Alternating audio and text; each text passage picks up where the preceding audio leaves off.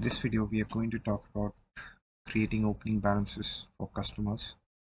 To create the opening balance for the customer, you can go to the master, click on customers, then click on the customer you need to create the opening balance for. Click on the opening balance here. Once you click on the opening balance, we will give the job card date.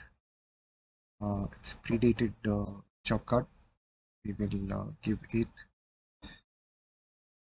the job card number, give the invoice date.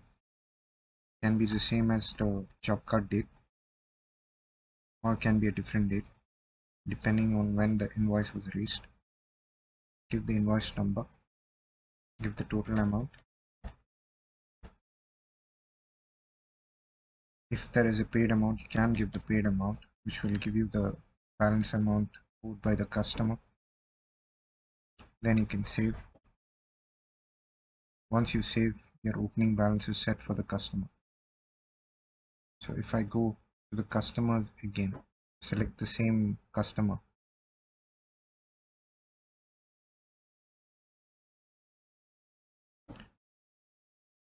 we can see the opening balance over here for the customer. So that's how you create the opening balance for the customer. Thank you.